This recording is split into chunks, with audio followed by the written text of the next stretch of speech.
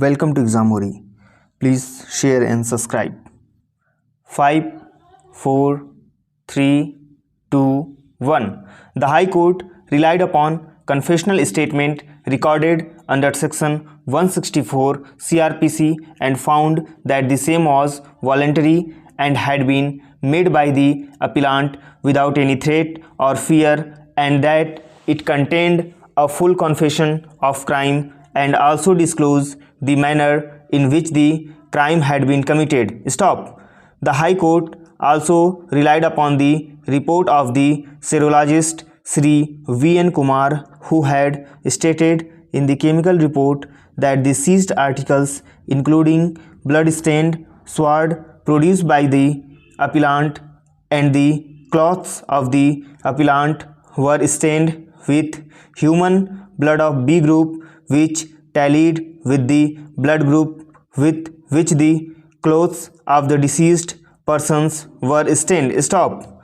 The High Court treated this as sufficient corroboration of the retracted confessional statement, and further relying upon testimony of the sister-in-law of the appellant PW11 as well as other materials on the record, found that the retracted confession of the appellant had received ample corroboration both from direct and other circumstantial evidence, and agreeing with the sessions judge upheld the conviction of the appellant for the offence under section 302 IPC. Stop. Para. We have considered the retracted judicial confession of the appellant carefully and analyzed the statement of learned judicial magistrate Sri Tara Singh PW1. Stop. We have referred to confessional statement in some details in earlier part of this judgment. Stop.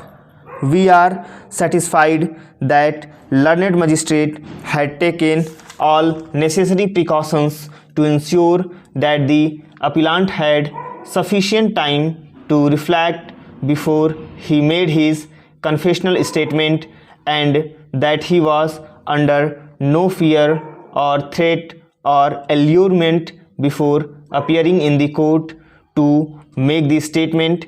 Stop.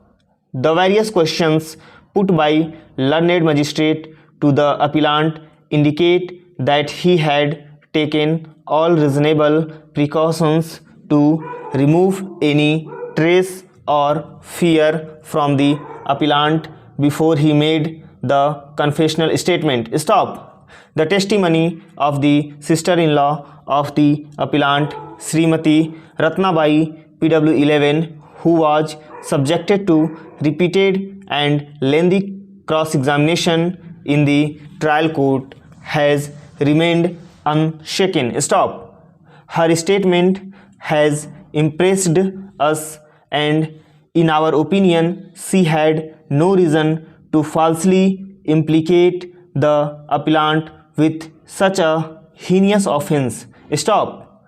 Jor Singh PW12 and Bhavar Singh PW13 have lent sufficient corroboration to her testimony as well as to the confessional statement of the appellant. Stop. The only discrepancy pointed out with regard to statement of PW11 is that whereas in her statement under section 161 CRPC she had named Hansabai as the child, but at the trial she had given the name of that child as Manraj. Stop. She satisfactorily explained the discrepancy when the question was put to her, and even otherwise one cannot lose sight of the fact that the witness had seen the most gruesome type of murder by her brother-in-law of his own wife and children. Stop. Therefore, this minor discrepancy of the name of the child would pale into insignificance, particularly when both Hansa and Manraj were murdered by the appellant along with the others.